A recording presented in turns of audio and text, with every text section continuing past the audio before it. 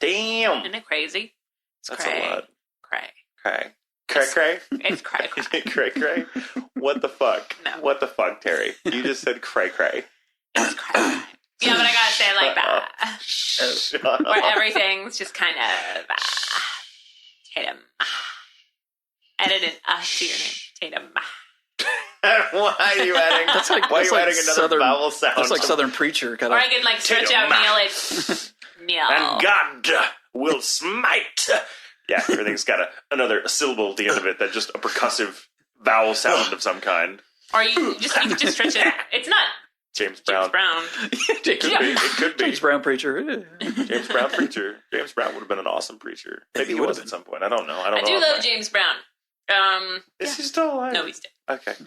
I wasn't sure. It's been a while. I when I was learning the bass, like a lot of what I learned was James Brown. Wobbly. But his bass player plays more with his thumb than anything. I'm like, yeah, I can't do that. Is it hard to play bass with thumb? Yeah. Is it really? For me. So how do you hold the bass? Is it rock bass, jazz bass, fusion bass? It's fusion bass with a bit of like Wait, so describe what you're doing. stupid boobs, like So I do it again. Okay, so down here is punk. like at the knee. That's punk. Yeah, that's punk. where you have to kind of like do that. Yeah. And then sort of jazz. And then jazz. I was taught by a jazz bass easier. player. And you get those fusions like. And the fusions are up here, and when they do the thing, The it's Wooten, the Victor Wooten. Yeah. Yeah. Kind of talking about bass. Carpal tunnel. Bass. All right, let's get started. Or I'll keep this in. Whatever. We should keep this in. I think it's fun. It's a nice, relaxing little preamble. Yeah. Preamble to the Constitution. We the Preamble. people. Preamble? A preamble. We had fun doing that earlier today. We were just like pronouncing words as stupid people pronounce them. Yeah. But I mean, like, not stupid people, but people that really stupid people. Yeah. We're all a little stupid. I mispronounce words all the time. So what's up, everybody? It's that anime show. I'm one of your hosts, Terri Doty. With me sometimes is Sometimes. Once. I missed one show. Twice? Was it two? Oh. Episode 3 with her and sometimes. episode... Oh my god, shut up. And one of Stephanie's appearances. Episode 3. That was like years ago. 2. 2 years ago. Years. 2 is double. Is plural. I'm saying 2, Hence actually. years. You know what? Why don't we just introduce... J. Michael Tatum. That's my name. Fuck off. Yeah. All of you. And sometime co-host. I'm always... I was just re-listening to that episode, and it was, I think, Rob's episode. And with me, of course, as always. And I'm like, well, not always. You're like, no, because I almost died. When did I almost die?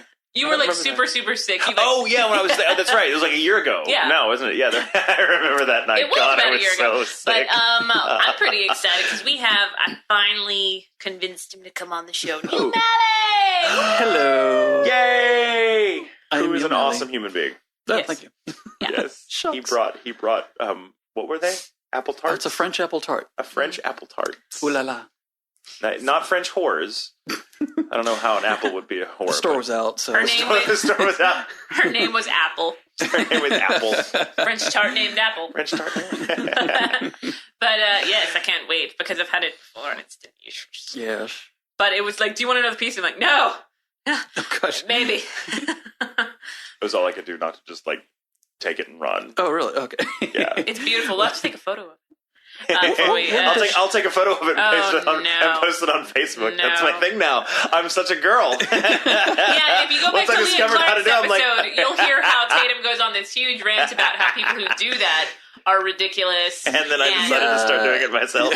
This is fun. I never said that I'm not a ridiculous person. I want to be clear. I that he was hypocritical. Yeah, no. All I said. These people are ridiculous, and like, yeah, you made no distinction that you weren't one of them. Yeah, no, Okay. I never said that I wasn't capable of it. You know what is I got a new phone and it connects to like the social medias a little better than my old phone did, and my jitterbug. Well, yeah, and, not your jitterbug, the one that's like, hey, guess what? It flips open and close. And the buttons are really big, so I can read it in the dark. You go, watch this. If I hit 2, I'm calling someone. How crazy! It's just like a walkie-talkie. and yeah, but no. So I have a much nicer phone now, and it's so I got the whole LG Facebook thing, and I just started, and I was in Chicago with Mike McFarlane. We had a really great. It started with pizza. It started with a big deep dish pizza from those really Copyright cool 2012. It started with pizza. It always starts with pizza. And I had to take a picture of it, and I was like, I need to post this to Facebook because this is a fucking amazing artifact in front of me that we're about to eat. And so I posted it, and after that, I was like, holy shit! And then I kept taking pictures that weekend because it was at C2E2, and there were a lot of photo-worthy moments, and I just kept posting them, and I'm like, shit, I'm becoming one of those people I bitch about all the time. And then I started posting pictures of my cats. Holy fuck, why did I do that? Because the minute I post like 2 pictures of Angus, cute, adorable Angus, I love my fucking 14-year-old black and white useless cat. Oh, he's useless. Post to the cats that like help you with taxes. Yeah, this cat, no. He sleeps. The only things ever going through his mind are... Some cats you can wipe up spills with. Yeah, and Angus, no. Or you sneeze on your hand, you're like, Angus, come here. Angus has like 3 thoughts going through his mind at any time. Can I eat it? Can I steal warmth from it? Can I shit on it? Like, that's all he cares about. I do love that when Mike McFarlane voices Angus. It's just everything he's thinking is the word Angus. Is his name. So when Angus looks around or something startles him, it's like, Angus? Angus, like everything. You saw this guy, But suddenly, I'm bombarded with pictures of fucking cats from people. Like, I love. Shout out to Grace. I love that Grace messaged me. She was like, Terry, you have to do something. She didn't say you have to do something. Something's wrong with Tatum. He's posting photos of cats. I'm posting more than once 3 months. And so I posted on your wall, and I love that everybody's like finally like, yeah. What's up with that? But I have noticed that a lot of people will talk about their kids, absent kids, often pets. And I find that I am one of those people who will talk about cats. Yeah. Yeah, and it's one of those like, oh my God, I am one of those. It's fascinating to me. That it's fascinating that we do it. It's hilarious. I kind of hate myself a little bit. They're like, how's Zoe? I'm like, oh, she's doing good. She did the cutest thing yesterday. But and you'll know this because you're a parent.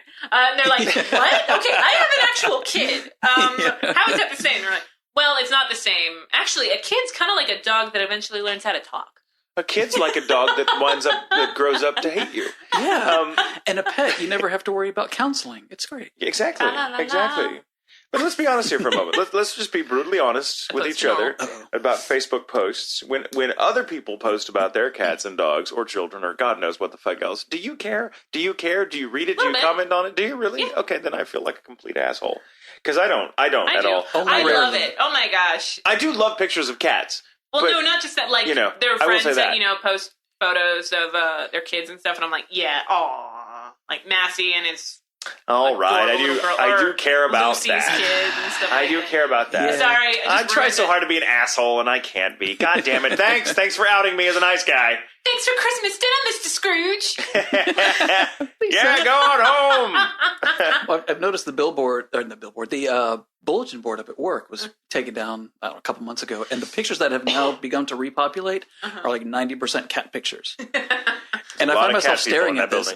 As I mentioned before the show, we actually had to put our cat to sleep 2 months ago. It's very sad. But we have 2 outdoor cats that have kind of taken the place. And I actually I look at this bulletin board, and I'm loving it. I'm like, oh. And it's so great not to be woken up, not to have to feed them, at the middle of the night at least. No litter box. Yay. I got these outdoor cats on the porch that I can go pet them, and they're just kind of like, all right, cool, thanks for the food, see ya. Exactly. I read about you're a YMCA for cats. Yeah. there was this pit bull this week. Apparently, her owner either passed out or got hit or something on some train tracks, and was on train tracks as this train was coming toward her, and the dog did everything to pull her off of the tracks. So instead, realized she couldn't pull her. She covered her owner and took most of the hit. Oh my God! Isn't that sad? That's so sad. But she's alive. They had to amputate her leg, but she's alive. See, that's the moment I start to swell the string section. Yeah, no, I'm like, I was reading it, and I read it out loud to Steven, and I was like, I love that dog. I love stories like that. See, cats don't do that. Cats do not do that. Cats would be like at a safe distance going, I hope that motherfucker wakes up in time because somebody needs to feed me. Like that. Well, no, if you die like in the home, your cat's just like, I think I'm going to have to eat you, man. Cats will do that. Yep. Cats will eat you. They say dogs generally will not.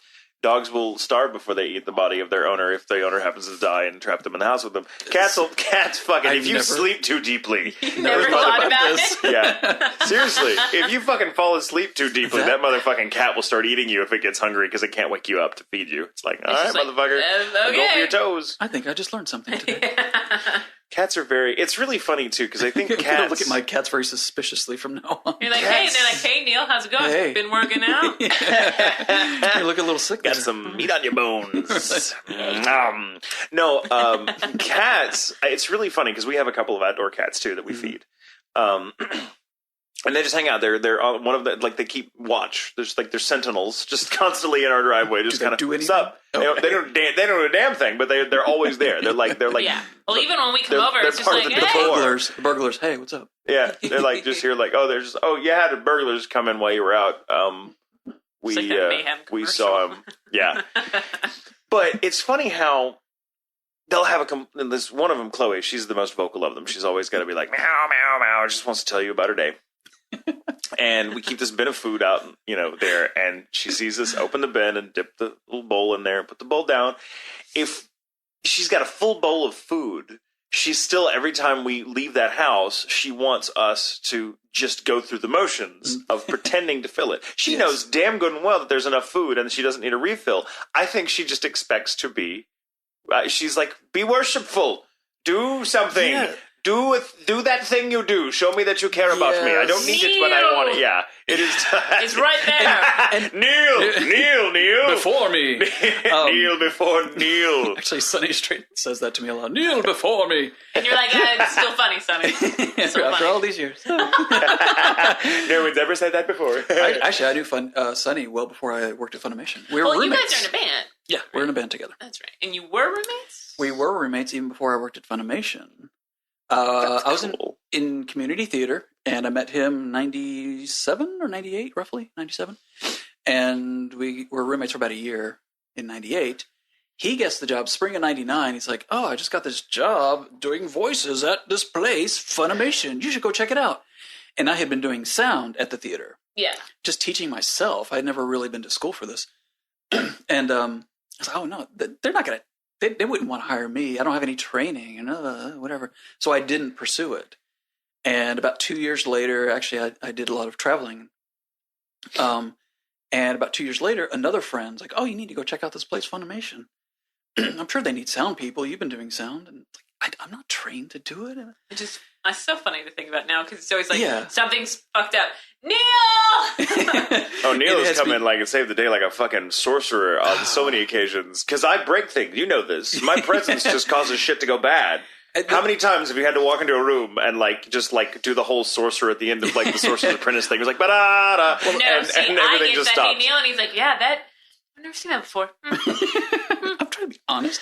But that's one of the parts of my particular job is to help sort those things out. Yeah.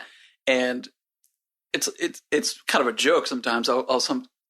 I come in, I lay my hands on the equipment, and I talk about how much pain there is.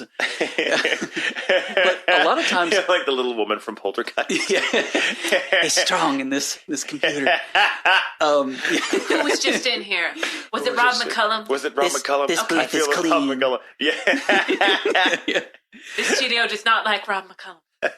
But the problems that come up, I mean, the crew that we have now has been there for several years, and they've gotten really good. And so the problems that come up are more advanced. And now I go into a room to fix a problem, and sometimes I really don't know what the heck is wrong. No, but then it becomes like Neal, Nathaniel, and Steven, and they're all just like, oh, okay, wait. Yeah. No, you can't do that. Wait, what's the voltage on that? Okay. And the voice directors are like, oh, check out this nerd. So what actually? It really is like watching Niels Bohr and Einstein and some other famous scientist from that era, Hawking. All together. I'm trying to, maybe not Hawking, but Yeah, not from that era. No. But from that, from the early 20th century, the whole beginning of the quantum era. I was trying to think, Schrodinger. That was the other name I wanted. Or Goodell. He may or may not have a cat that's dead. Yeah. Well, you won't know until it's too late. And we bring it back to cats. Just a little bit of audio humor. Does Schrodinger's cat sound better out of the box? Audio engineers are laughing right now. Somewhere. One of my favorite audio jokes is film, and it's this T-shirt that it's got a dead cat, which is the muff for the microphone for a boom mic, and it's an actual dead cat on the mic, and people are going no. But film majors will get. But it's like 2 years later. So 2 years later.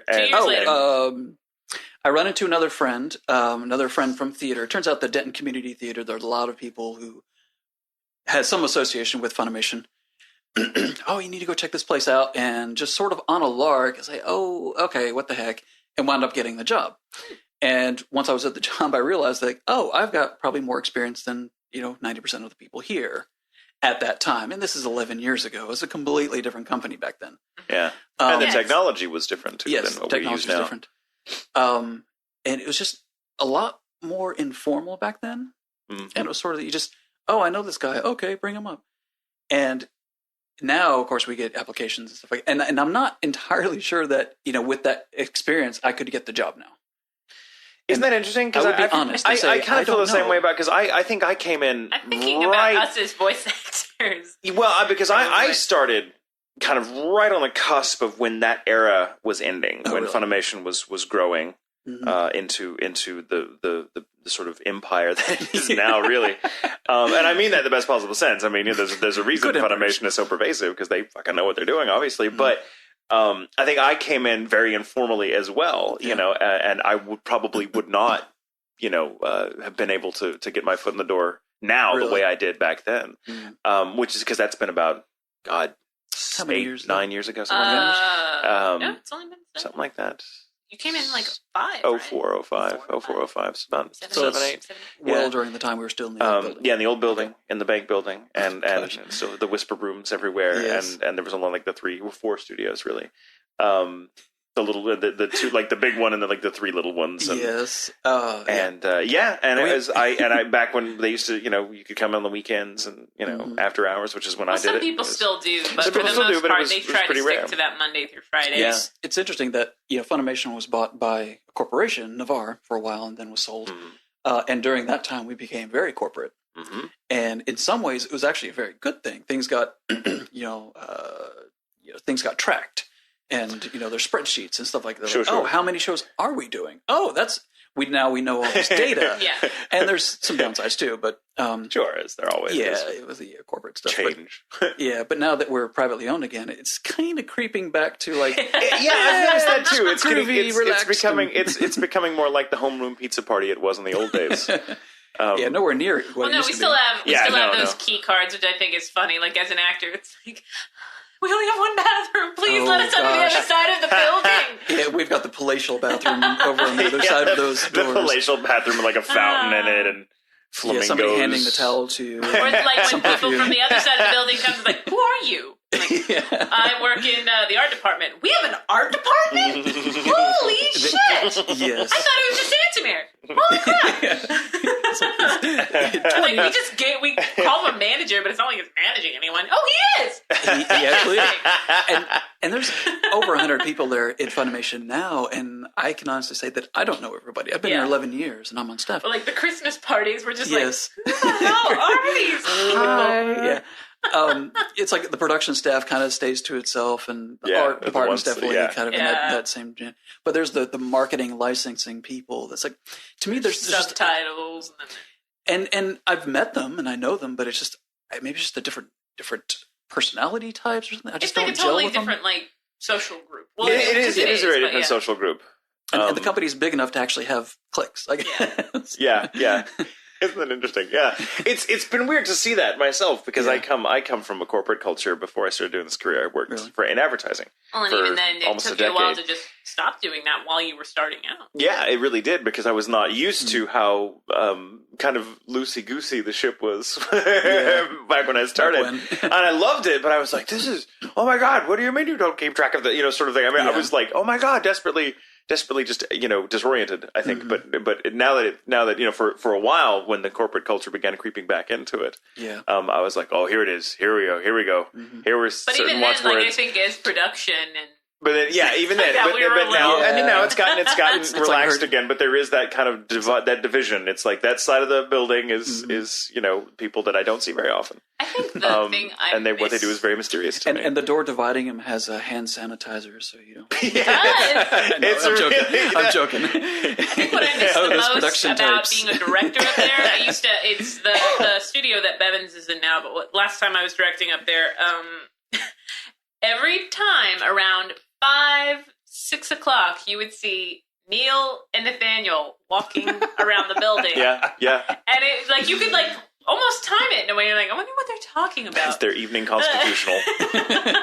It's I want to walk around and I want to see this thing called the sun. I fully expected one day, when we used to have the little pond out there. It's dried up now, I guess, and that's just a little bed of reeds. Well, it's a retention pond, so it only fills up when it rains. Oh, I didn't know that. I really thought it was ornamental. I thought it was just. I didn't think so. It's basically a storm drain. I didn't know that. You brought your kayak up there. I thought it was a nice little pond, and I was like, oh, where'd the pond go? I thought maybe they drained it because of the construction, going on in the road there for a while, but I didn't. Fuck what I know. What was I saying? Oh yeah, no. I fully expected one afternoon. I'd go up there and see either you or Neal just naked. He's Neal. He's Neal. Sorry, you're Nathaniel. Who are you? It happens often. What do you do? Sorry. No, I'm drinking vodka. No, but I fully, there were days when I'm going to drive up there and see one of the two of you, just naked, crying, shaking your fists at the sky, waist deep in the water of that reed pond, which is why I thought they drained it. We did it too often. I thought you poor mix engineers are going to wind up in there and they're going to find them. Do you remember when you met Neal?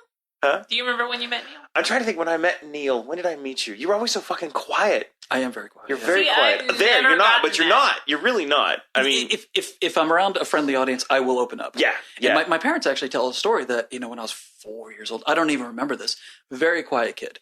And I'm the youngest of four, so there are three other kids. And we take this big road trip in the station wagon, all six of us. And we're driving to Florida from New York, of all places. And they said, the three other ones just kind of drifted off to sleep. And then little Neal, 3-year-old, whatever, I'm sitting kind of leaning over the front seat. And they said, I talked their ear off for 3 states. Who is this kid? Who is this kid? What if you're done with our child? No, I think, well, I knew you well before then, but I think when Funimation first moved to the new building, the current location, one of the makeshift studios, while they were still finishing up the big ones, was one. I was in there with Corey Charlotte, who was the engineer, Corey. And I was directing myself that day on Holic, and it was just an hour and a half, 2-hour session or something in the evenings, and that was when the preamp started blowing up because I was near it for some reason, and it started seriously, because you and I have that weird. Yeah, I've always had. That's why I don't wear watches and things like that. I check the schedule for your names to know if I'm going to have a crappy day or not. Yeah, and it's gotten better. It's things don't. Pro Tools does occasionally glitch around me, but it's weird. And I've always had this, by the way. I'm like, I set a studio on fire. I can't wear watches. Because they'll stop working within a week, always, regardless, always. That's why I don't wear watches. It's a weird thing, and I'm convinced that I actually have an effect on mechanical or electronic equipment. But yeah, so the preamp, Corey's trying to record me, and there's this weird static noise tracking on Pro Tools, and he's like, I don't know where the fuck that's coming from. It's not coming from the headphones. It's not coming from the connection. And I'm like, yeah, but I'm hearing it too, and it's really weird. So he goes off to try to find you because he can't puzzle out what the hell's causing it. And then while I'm sitting there waiting, just sort of, twiddling my thumbs, the preamp starts going, and it gets fucking louder and louder and louder. And so within 2 minutes, it's like, and the membrane on the speaker is bowing out like a nipple. And and there is smoke coming from the little vent out back, and I'm like, oh shit! And Run! I'm like, run! And I come out, and I think by that time it was so loud that here comes Neal running because he's like, oh shit! And it was kind of like this. His hair's open, just like as he runs for the room. But the thing is, he was making the sounds himself. And running a lot slower. And I'm like, dude, shit's on fire. Enough with the slow-mo. Life would be so much better with underscoring, so I provide my own. Damn it. And you're right, running in slow motion, too. I'm like, come on, goddammit, hurry up. And it was funny, the minute he like, Neal comes into the room and opens the door, the shit just stops. Stop! But okay, you tell Isn't that amazing? I do remember, and this. I remember that being that. I remember that incident being the first time that I'm like, I'm clearly in the presence of a demigod. That is when I knew that you were someone special. Gosh, what's interesting is that it's come up in conversation a few times, more often than I can really just dismiss. Things like my wife, she has an iMac at home, it's not working. Neal, can you help me? So I go over there and I do the exact same thing and it works. She's like, I just did that. And this happens more often than I can really dismiss. See, so I think you and I are like yin and yang then, because I can like, oh my God. You've got to have that nice part, and that's what Steven is with me. But when Steven and Neal are together, which I wish Steven was in the room for this, it's just like, oh my God, I never thought about that. What about this? Oh, yes. Well, and when they're in the room together, troubleshooting with Steve is actually a lot of fun. When the two of them are together, not only is it like, great like nerd speak taken to like a whole other level of awesome, but like the lights shine a little brighter. The AC runs a little cleaner. It's just everything electronic. No, we're all just that pale, like us together. Or when they're aliens. They're aliens. They're like the aliens from Batteries Not Included. They glow. No, they're just pale. No, see, I like, and I tell this to everybody because I don't think like I tell it enough, honestly. But anytime like there's one new person around me and Neal's with me, I was interning, and I'd always seen this guy, but I didn't know what he did, and Justin was kind of like my go-to for the internship, and he's like, sit in with Neal Malley today, and that'll just be your whole day. I'm like, okay, and Neal was prepared, but like he came in, and I was like already in there.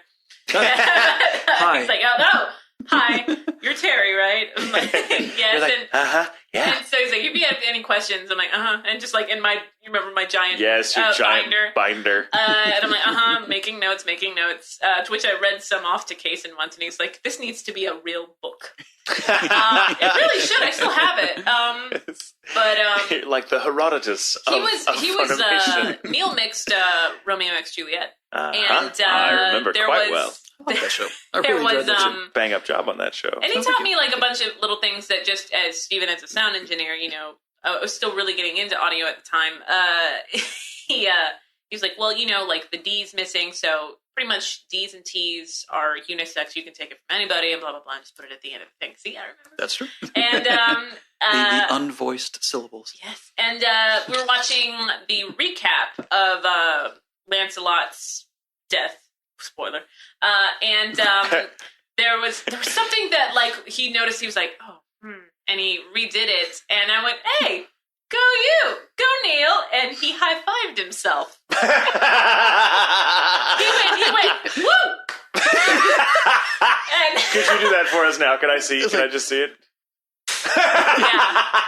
And it's like, but we'd already been working together for a couple of hours that like I think we were coming because the first couple of hours you don't know somebody and you're locked in not only just a room but a soundproof room. And those rooms, the air is very close in that room it's because very, of the soundproofness, so everything is very intimate. He like looked at me and like stopped smiling and I went, wow. And I'm like, I like you. And that's when we were like, okay, blah, blah, blah, blah, blah. We really started talking.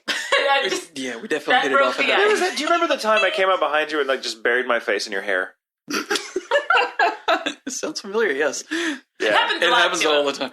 Were you conscious? You were conscious. I can't remember now. Yes, I do. Because I should tell everyone, Neal has amazing hair. Oh, I love his hair. There's a photo of him on Facebook. Yes. Oh, yes. It's amazing hair. It's great long hair. And from your episode with Kate and Glass, you do have a preference for red hair? I do. I like the redheads. Yes. Sorry, you're in no danger here. It's okay. Gingers. Gingers. I like gingers.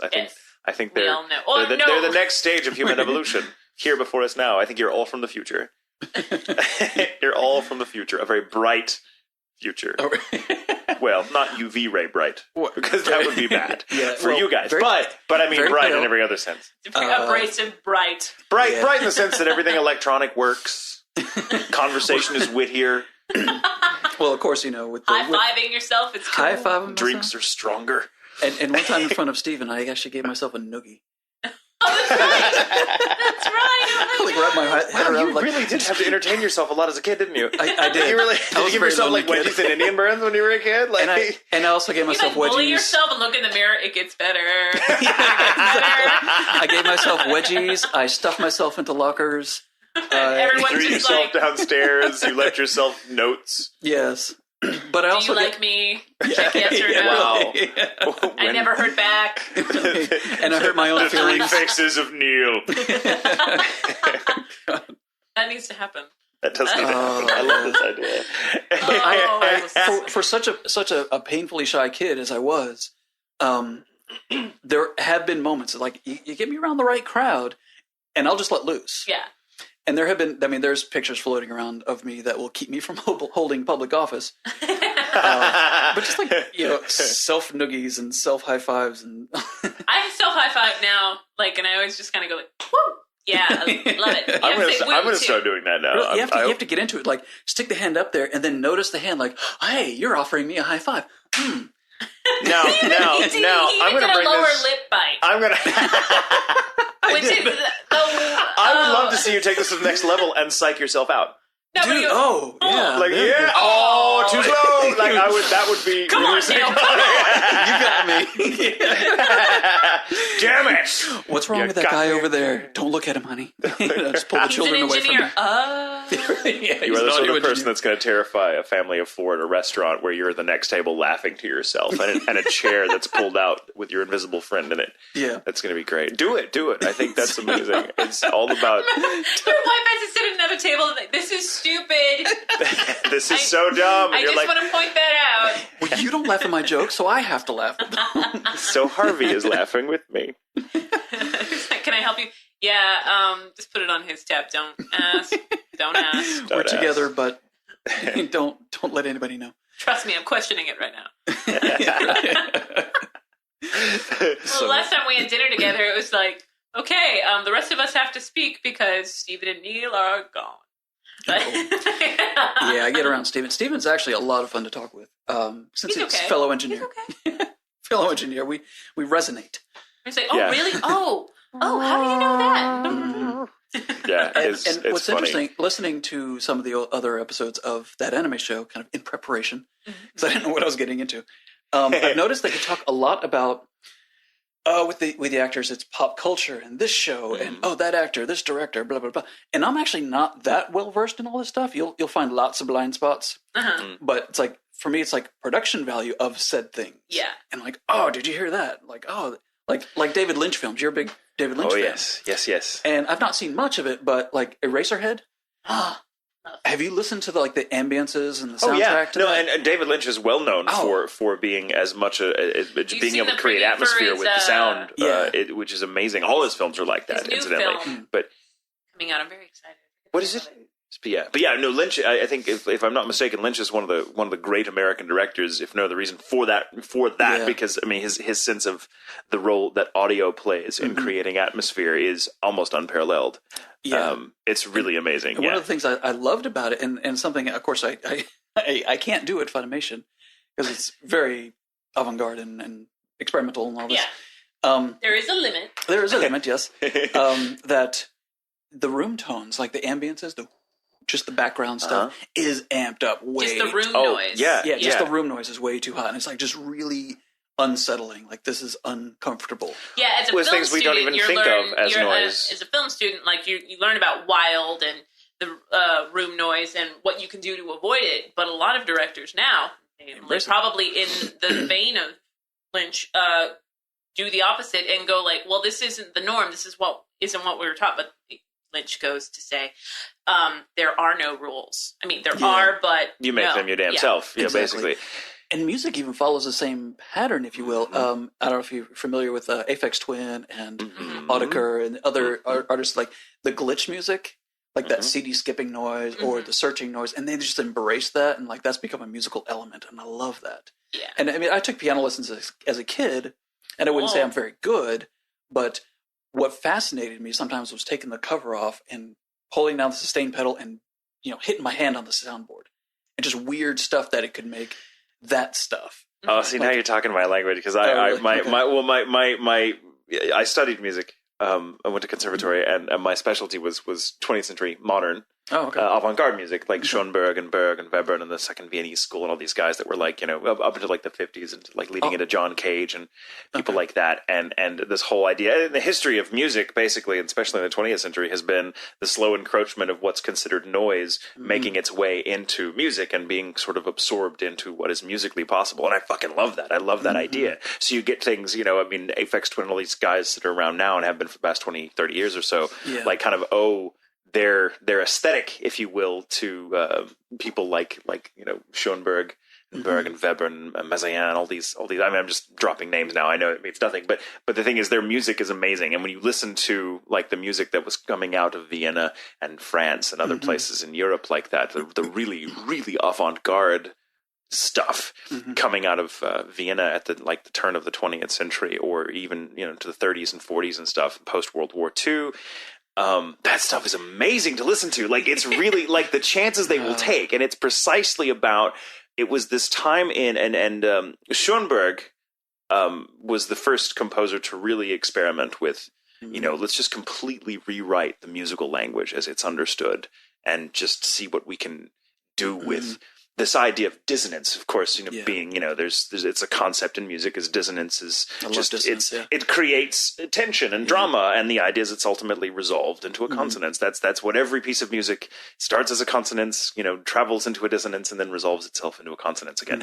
And Schoenberg was intensely interested in the idea of just liberating the very idea of dissonance, so that an entire piece of music could be dissonant in its own right and create its own internal drama based on just that. And so he created this whole technique called serialism, which completely organized sounds in a very different way than like in the diatonic mode or whatever. And it was fascinating to listen to, because the stuff is insane. When you hear it, you're like, everyone's first reaction, regardless of how sophisticated they may be, when they hear this, is to go, "This is crap. This sounds like my cat walking across keyboard or whatever." Yeah. But the more you listen to it, the more precise it sounds, and you begin to understand the architecture of it, and it's fucking brilliant. And that paved the way for all these people. Later you had John Cage doing amazing things. Not just like things like he's famous for writing piano pieces where he would have a diagram of the piano's soundboard and the chords, or the strings on the inside of the piano, the wires, rather, each of them having implements on them of some kind, so that whenever you hammered the keys, the tones coming out of this piano do not sound like anything you would expect out of a piano. It's really amazing. But he would carry that into writing a piece. Famously, there's a piece called 433, which is literally just 4 minutes and 33 of silence. Yes. And the whole point of that piece, and another one where it requires the performer to bring a moth in a jar out on stage and unscrew the lid and let the moth out, and the piece is over. And there's nothing going on stage, by the way, but the piece is over when the moth leaves the auditorium. And the whole point of this, in a really avant-garde thing, it could, and people very rarely make it through all that. But the idea, which I love, getting back to the whole idea of ambient noise and how we process it and how it's such a, I don't know, how our minds deal with it. The whole point of that kind of musical enterprise is to force people to listen to the noises that are around them and make of them some kind of personal music, which is interesting. I love that idea. I love that philosophy. I think it's one of the more interesting ones of the 20th century. Well, before I leave today, I want to get a listening list from you. This is what you need to listen to. Oh my God, I'd love to do that. But I have heard 433 performed. And it was actually a televised performance of it. And it's interesting. At first, you kind of hear the little titters and stuff like that in the audience, and just shuffling. Because they think it's a prank or a joke. And some people laugh at this. They think, I could compose that. And I guess now anybody could, but the thought of making that. Well, it's like, I forget the artist's name, who just, we need a piece of art from you, so he sent a toilet. Yeah. I forget the artist name. Duchamp? Yes, thank you.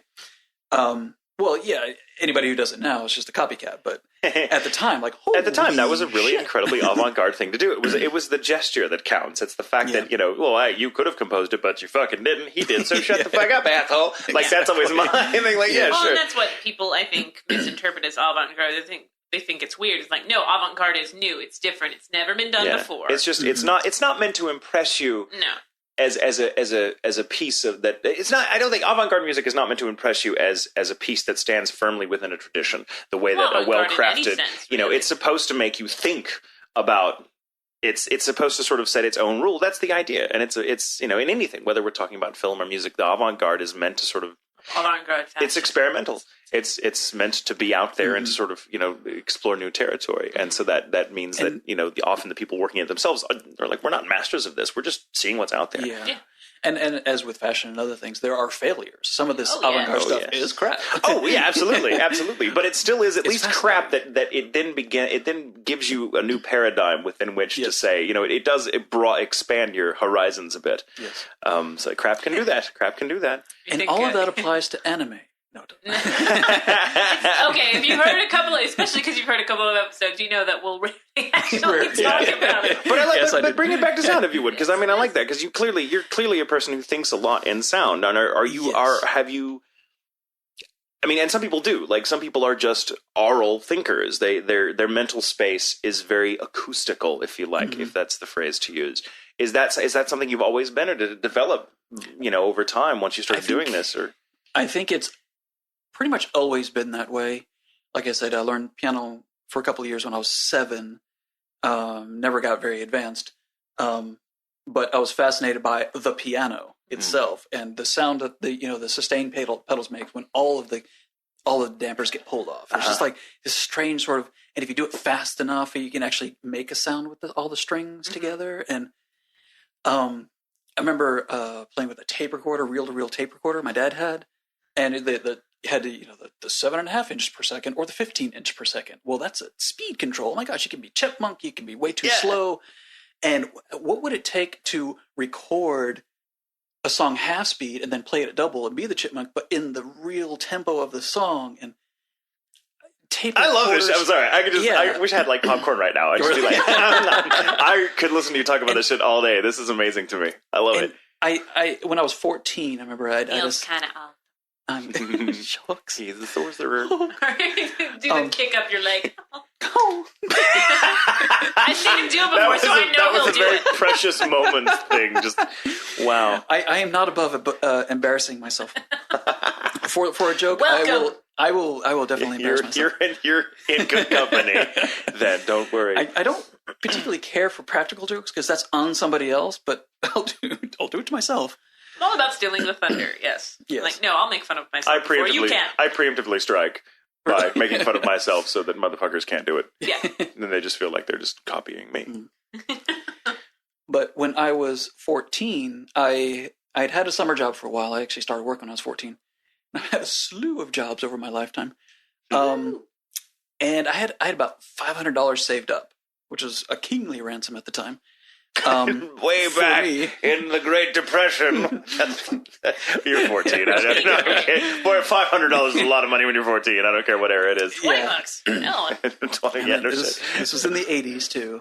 I may be older than both of you. I don't think you're older than me. No? I think he's a couple 40.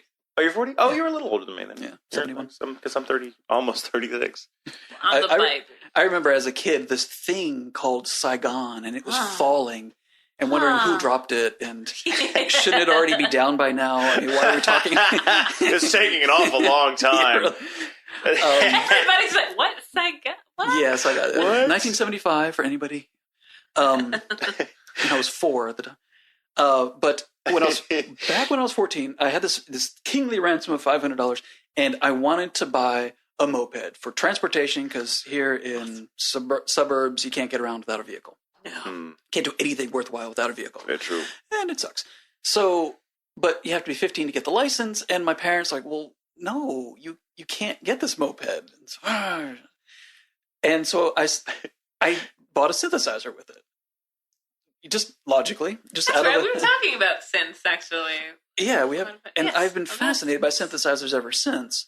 And I didn't know what the hell I was doing with it.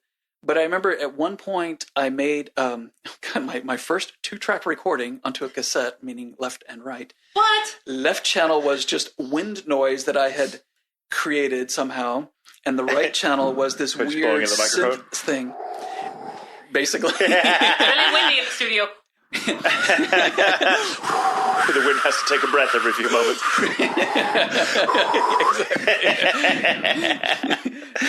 God. Oh, the magic of audio.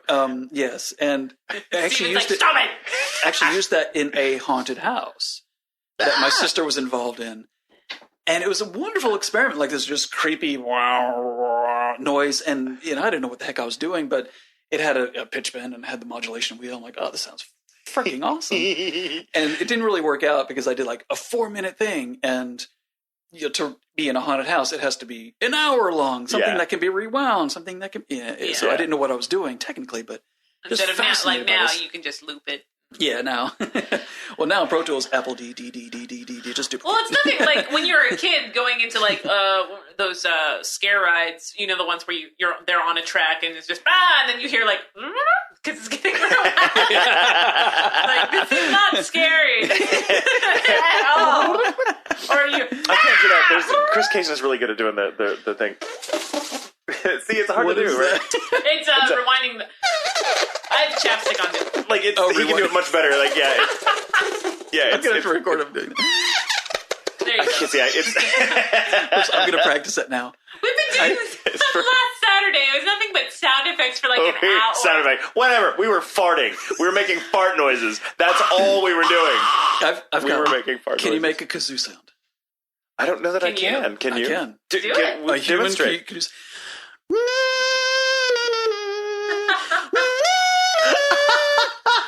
And what's weird... I used to be able to do a ukulele with my nose. I wonder if I can still do it. Yeah, I can still do it. Yeah. It's been a while. Keep going. Oh my God. Wait. There are times when I wonder It's a little out of my range, sorry. See, it sounds like a ukulele from like an old Disney like black and white cartoon. Yeah. It is my nose. And not an actual ukulele. I'm sorry. Okay. Not everything can be gold, okay? Maybe what comes out of your nose. Hey. No, that's not gold. Sometimes it is yellow. Apparently, I'm really good at making farts. You're amazing. Like, she won the fart competition. The fart noise competition. Fart noise. Okay. Yeah. So I can burp a lot. I'm pretty sure I would win that competition if it were fart noises. Yeah. But we were like doing different hand signals. Yeah. Well, the one you did with like when you made like kind of the conch shell out of your hand.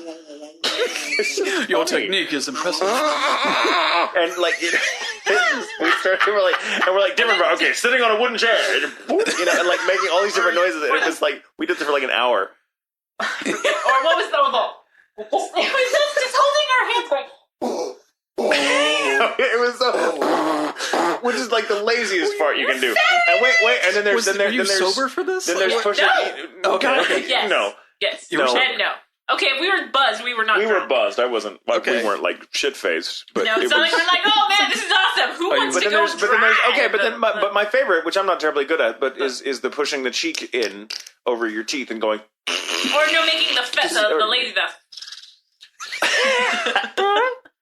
Let's hear your best fart noise. That's not an actual fart. Come on, you just did a human kazoo. Avant-garde. Come on, hey, but this is avant-garde. We're making fart. It's avant-garde in that the farts are not coming from the anus. They're coming from other places. So it is art, goddammit. And Neil, he's getting Right? Am I wrong? It's art. It's art because it is artificial. These are artificial farts. artificial avant-garde. Art is not short for artificial. It is sometimes. It is, isn't it? Because it comes from the word artifice, artisan. Come on, right? Neil. I see you preparing. It means craft. I don't think he can do it because he's smiling. Come on, you this do is something. It's hard to do with smiling, isn't it? Do it like this. Have you tried? Try Yeah, you can do that.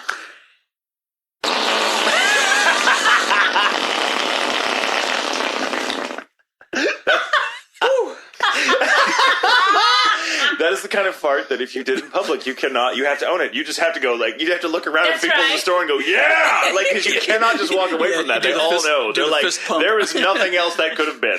There is nothing else that could have been. That was not your phone going off. That was not your shoe. Did I just do that? Yeah, you did.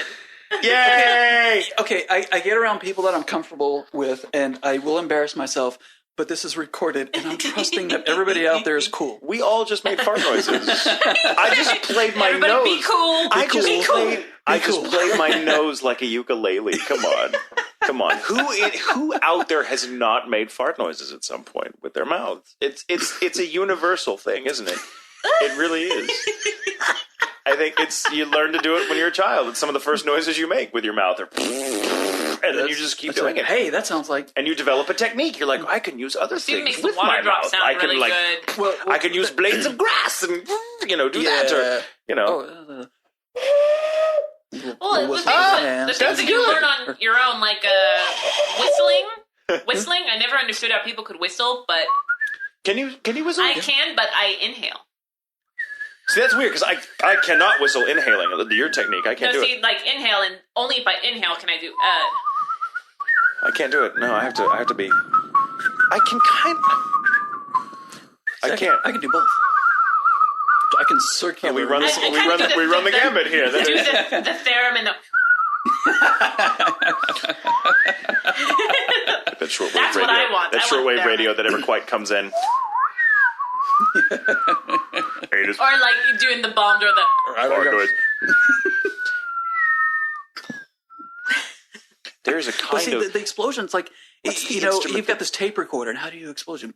That sounds kind of lame. Then you do it like right on the microphone, and you overload the microphone, and it sounds cool. There you go. Well, I didn't realize this until a couple of years ago because you see the footage of nuclear fallout and all that stuff, but like no one knows what those sound like. True, that's true. That's all. Well, maybe they do, but they're dead. Yeah. Oh, I mean, they do. They're like, oh, that's it. But that's what that sounds. I don't mean to be so insensitive. But there are some people who so insensitive. How dare you? It's been 70 years. You are in the wrong fucking podcaster. If you want insensitive, you dick. Just call Neal Malley a dick. How horrible. That's like you can't yell. It's like there's a list of people that you can't just yell at. There's Alexis Tipton. There's Lucy Christian. There's Neal Malley. But you're just a bitch. Yeah, that is true. You can't yell at me, but you can call me a dick. Okay. Jack. Yeah. Is that like that? Jack. Have I? You can't do that, Scott, from that. Jack. I can't do Scott. What were we saying? I'm sorry. I was about to say, have I been elevated to the level of you can't yell at me yet, but you can insult me? No, you'll never be. No, I can't even insult. No, I love like joking with dick you. Isn't an insult really, when it's coming really, from you're gonna high five yourself. Really, dick is good. Okay, her calling you dick is good. Dick is good. He's like, oh, dick is good. Oh my god! Did I just say that? I have that shirt at home. That's gonna be my ringtone. You're like, hey, Neil's calling. Dick is good. Dick is good. Dick is good. Dick is good. Dick is good. God, I hope I get a call in the middle of a movie. Dick is good. Dick is good. Dick is good. Dick is good. Excuse me, I gotta take this. Hello. I have to take Hi. Hello. And suddenly I become Jessica Rabbit when I answer my phone. Hello. Why don't you do it? Crying over here.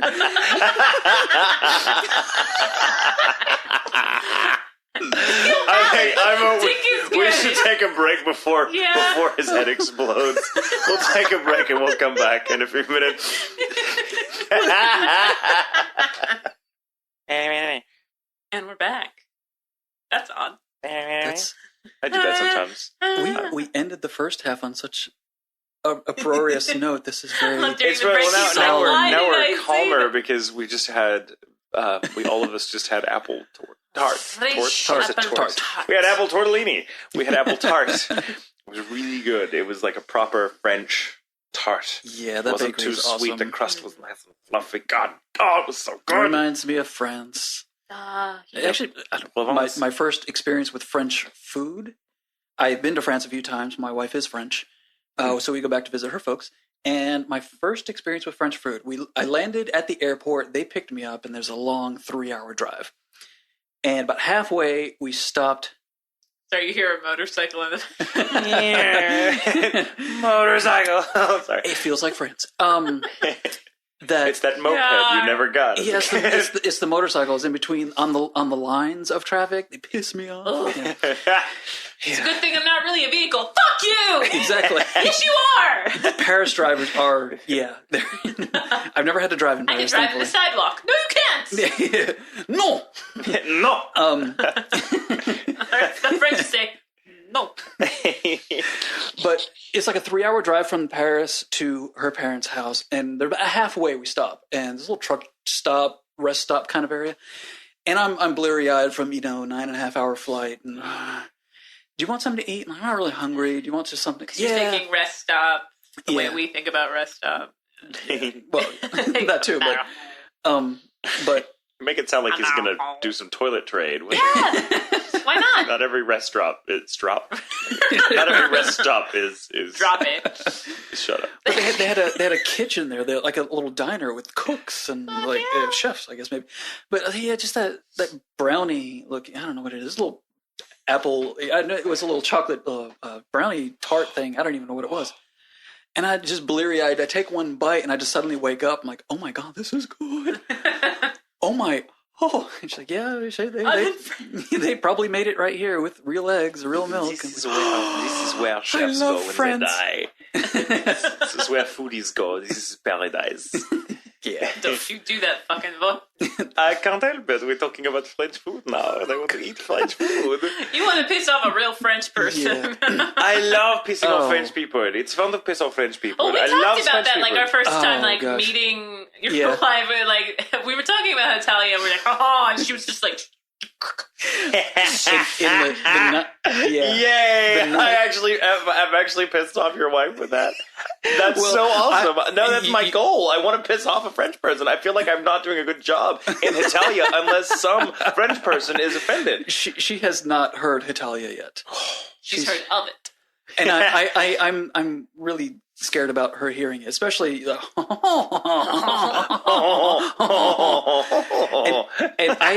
I made that noise in front of her. This is a good thing to talk about because we haven't actually talked about like the real ethnicities that we are just like, hey, get it? Yeah, really. Stereotype. Yeah. Well, yeah, it is a stereotype. And I made that noise in front of her once, very early on, 9.5 years ago. Never happened again, did it? I didn't.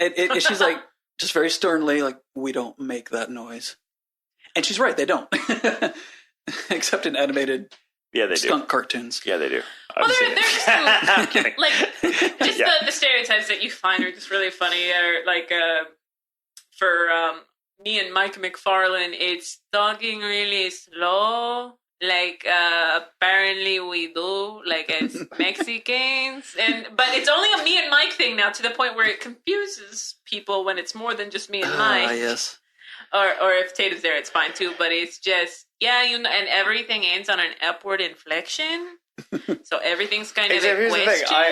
That stereotype does not ring true for me because I've never known you, for example, to speak slowly. No, I know that I talk incredibly fast, and the rest of my family does. Yeah, So that just, I'm like, that's weird. It feels like you're sick. When you talk like that, it's like, are you okay? Are you following me to coma? So maybe I'll get back to work. Maybe I won't. But I should hasten to add that in Italia, France is supposed to be offensively stereotypical. Well, it's Italia. It's Italia, and because the joke is not on France, obviously, because who's going to be insulted by that? But the joke is on people who hold those stereotypes. Yes. Really, that's where the fun is poking. Yeah. That's what makes it really funny. And I mean, in France isn't even one of the more offensive. No, France is just France is, if anything, France is hot. Italia is. Yeah, Italia. So but I love French. I studied French for 4 years. I study, I'm a huge fan of French literature and philosophy and love it. So I love everything about France. It's like one of my favorite places I want to be. I want to live there for a while.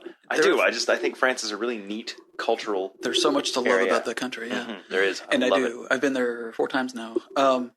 But actually, I think, which is a bit ironic, I suppose, the one person in the world. I think you would actually get along with my wife. Terri and Stephen have met my wife. Mm-hmm. She tends to be kind of quiet, reserved. She's an academic. She teaches at UNT and all this. But I think you would actually get along with her quite well because she's very well read and it's philosophy. She has a PhD. Awesome. But like, it's like the one ironic thing is like, just don't do the French voice. Don't do the French voice. Don't do it. Or maybe I'll warn him first or something. I would never do that. I'd be like, oh, hello. I'm sorry. This is not my accent, but I think this will make you more comfortable. So I will just use this. Yeah, no, I don't do that. Like, I have British friends. I do not do the British accent around. So, yeah. But I think if I were around British... She would give you the stink eye, I think. I think I would do the incredibly overdramatic, like the Dick Van Dyke. Hello. How you doing? Oh my goodness. Fancy some fish and chips. He didn't realize that he wasn't doing the right voice because he was taught to do that accent by an Australian. Oh my god. Apparently, and I'm like, maybe you. I just like to add like another sound. Spend a little more on research time. Put it like this down you like this, and you have to sort of make sure your jaw sort of juts out. Okay. It really hurts, actually. Really? But as something of a fan, how do you get into the accents? I mean, do you have... What do you listen to? What do you practice with? British accent is very easy for me to do. In fact, I tend to get a lot of criticism from directors that I tend to fall into British reads a lot, and the emphasis I'll put on, because that's how I learned how to talk, honestly. I had a speech impediment for a long time as a kid. Mm-hmm. It was debilitating. I very rarely spoke, so I took occupational therapy for years. And my first and best speech therapist was a British woman who was like a million years old. She was old school. And she sort of talked like this, and everything was very... very proper, and so that's sort of how I learned to speak. So the first sentences I put together sort of were in that accent, and I picked it up. And then I, grew up watching a lot of BBC, and so that helped because I just got familiar with it. And I don't know. And I'm a big. My two biggest passions outside of what I do for a living are literature and music, and one can't be into literature and not read half the things you read with an English accent in your head, because I mean, you can't read Jane Austen with a Philly accent, for example. That doesn't work. But it's a truth universally observed. You can't do that. To be or not to be, that is the question. So I think I just and that's the question I'm asking here. I'm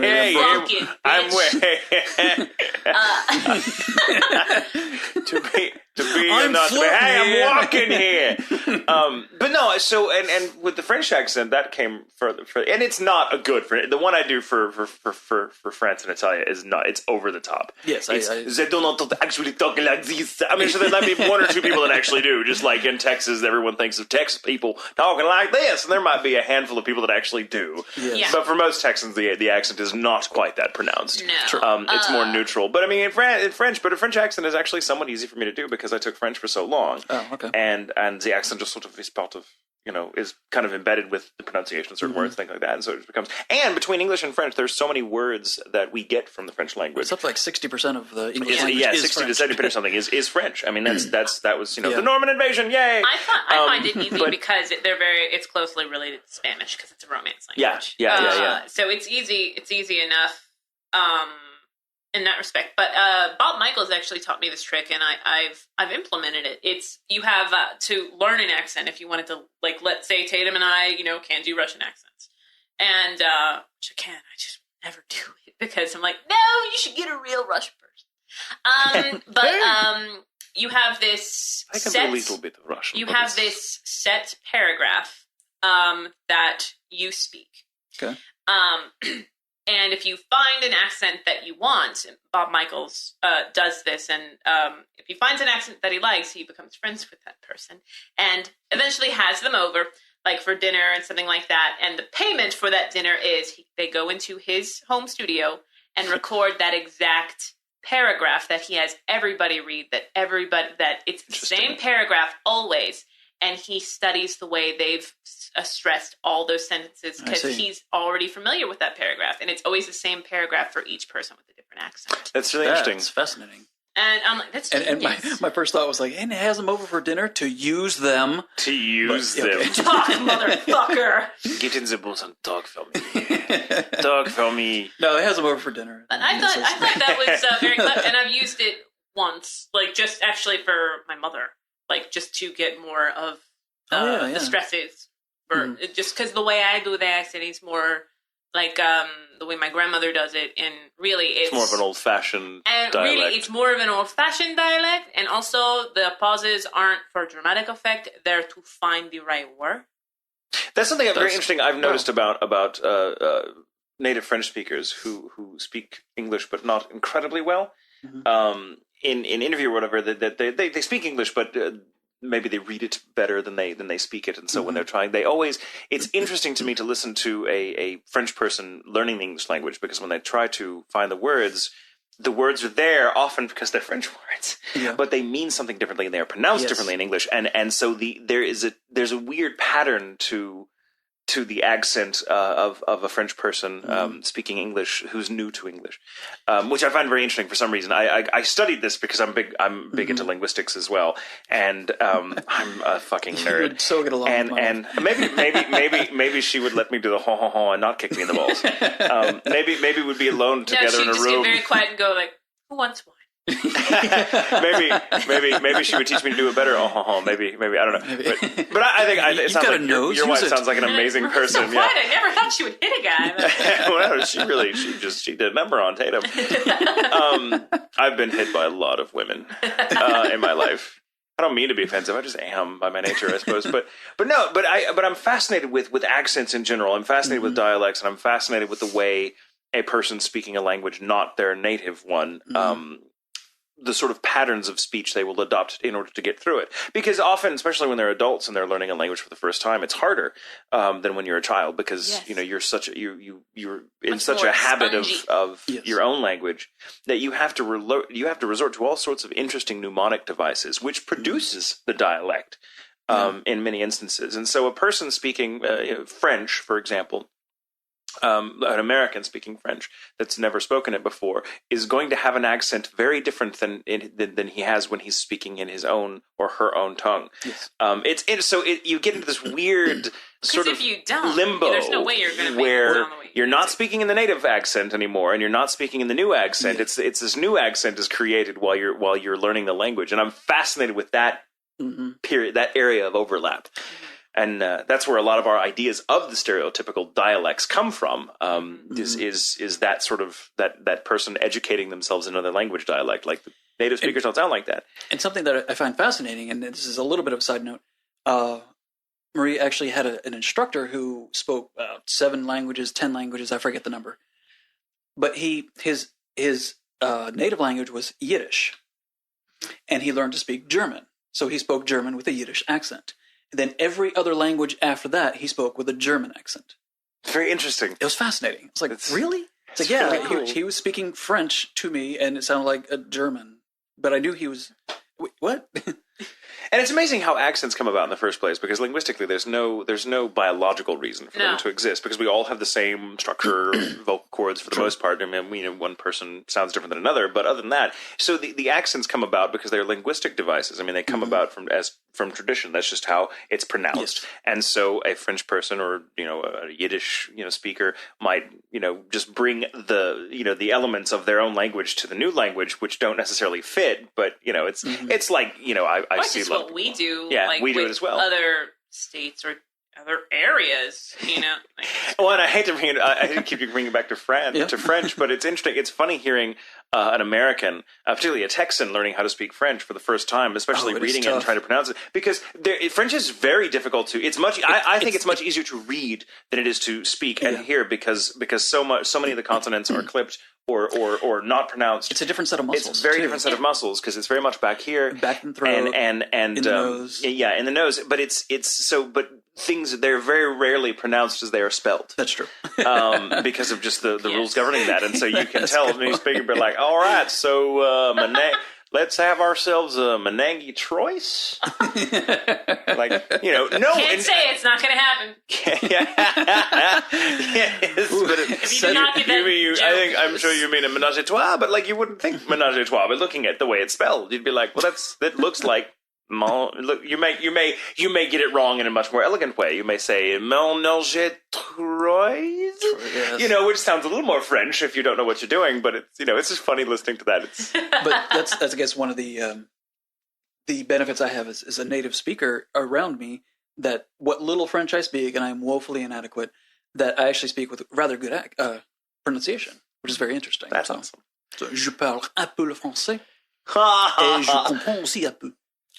And I'm in Texas, and generally when I'm in France, it actually gets a little better. So I can actually oh, okay, so R's are in the throat, and I told Colleen I was learning really French, cool. And I'm like, pretty much anything you say in French just sounds more interesting than in English. She's like what? And I'm like, you want me to just say something random in French? And so le poisson nage, and she's like, oh, and I'm like, the fish swim. She's like, oh my god, le poisson nage. Le champ est sous la table. Le petit mollusque. Small oyster. One of my favorite comedians. I do love that. La songe est sous les branches. La songe est conduit l'autobus. And it's funny because he does a little segment in there and just in French. We were watching it, and he's like, okay, for those of you who don't speak French, that was fucking funny. And the only person in the room laughing was Marie. I was like, what did he say? Oh, it was funny. See, but he had already said it all, like that entire bit in English earlier in the set. Or speed. Speed. And also Matrix Reloaded, the second one, the French. Apparently that French actor. The one who plays is Meridian? I forget the catcher's name. But the guy, and he's actually apparently grew up in America and France, so he can speak English, American English with no accent. He had to fake the French accent in that, apparently. Interesting. But he's like, just goes off into this little thing, and the only person in the theater laughing is Marie. And I was like, what did he say? He's like, oh my god, I can't repeat it. It was something about, pigs in a whorehouse and your mother. And I was like, oh my god. Okay, speaking of pigs in a whorehouse, you want to ask a question? Segue. That's not even a segue. That was like that was a non sequitur. Speaking of pigs in a whorehouse, question time. Really? So who's the pigs? Who are the pigs? Are you saying I'm a pig? Am I a pig in a whorehouse? Yeah. What does that have to do with question? You confuse me. All right. I know. All right. Here's my first question. What the fuck does she mean? It's going to take someone much more qualified than Neil to answer that. Yeah, I can fix computers. Let me find the good one. Do you have a Look at that laptop. Let's see. Oh, here's an interesting audio-related question, which I'm fascinated by. So this comes from Michael. It's not my question. It comes from someone else. Oh, someone else. So it's a good question. Yes, it's a good question. Yeah, well, I don't know that it's a good question. You might. I mean, for me, it'd be amazing if I knew the answer to this, but you might just roll your eyes and go, "Oh, my child." Let's see. Michael asks. It's so weird to say my name. I heard from a commentary that you guys can make a stereo sound effect into a surround. How the heck do you do that? Do you know what he's talking about? Yes. How do you do that? We do it every episode practically now. Sweet Michael. Way to go, Michael. Do that all the time. Which Michael are you talking to? Him or me? Neil. Wait, which Michael are you talking about, Neil? My name's not Michael. I'm so confused now. What was the question? Who is on first? I really just want to know. What's so sad is like 5 people will get that reference you just made, and 3 of them are right here. Yeah. What's on second? And I don't know who's on third. Yeah. And I don't give a darn's our shortstop. Ah! Thank you. High five. Give yourself a high five. The stereo sound effects come to us as obviously stereo. We split that into left and right, so it's basically just 2 mono files. That mono file can then be routed to a 5.0 panner, 5.1 panner, if you want. And there's a little panner pops up, and there's a little box of the room. It's like a top-down view of the room and a dot. And you just basically drag that audio file wherever you want it to be in those 5 speakers. And if it's somewhere in between, it'll kind of blend between the 2 speakers. So, yeah. So stuff like, we generally just leave the sound effects up front for most of it because it's too distracting if you have everything going around your head. So in action sequences, generally when we'll grab that panner, and if that sword swipe goes around your head, we'll actually take the left channel and just drag it through all 5 speakers around your head. And maybe we'll go back and do the right channel. Something I never would have thought about. That's really cool. So it's really cool. Maybe not I don't know, maybe it's not a true 5.1, but pretty darn convincing. You heard it here. I don't know the definition, but it's he lies. It's well the what we can't do. I guess this is what I mean by not a true 5.1 is that we can't separate the sound effects. Right. That it's all embedded. So, it's the footsteps are mixed. What you get is what you get. Yes. So the footsteps are mixed with the wind. So if you want to drag that wind around your head, you'll be dragging the footstep with you. So you have to make choices. Like there's sometimes where you just can't. You're like, okay, this hard effect needs to be up front, and then I can't do anything with the rest of it. So that's basically. And then sometimes what I'll do is I'll take that same sound effects, one of those, perhaps the left channel, and drag it down to a subwoofer only channel. So I can pick and choose what goes to the subwoofer. So not everything is going to the subwoofer. So this leads me to an interesting question, technological question. But is there a means to, or is this not yet available? And is it maybe the next step in the next technological shift? New world. Is it possible? Is it conceivable to, let's say you've got a file with all the sounds embedded together, so like as you said, like the wind and the footsteps are all of a piece. If you want to wrap one around, the other's got to come with it. Is there a way, almost like an audio forensics? Does there exist a conceivable way to actually separate those sounds out? Not 100%, but yes. Okay, I was just curious because that would seem to be incredibly involved. It would be, and that's probably why we don't do it, because it's just prohibitive. It takes so long, and the results are maybe 2/3 good. It's never quite gets there yet. Like, well, what were we talking about during the break? Because we had a Panty and Stocking post. You mixed Panty and Stocking. Yes, with the help of Adrian and Andrew as well. So we were it's like that show. The bit that I've seen of it is incredible. Like, there's no quiet moment. It's not a quiet. And so it was where you had to be very selective on, like, well, either we're going to get this entire dance club, in surround sound, or we do just this, or nothing at all. Panty and Stocking, believe it or not, was one of the more difficult shows I've ever done.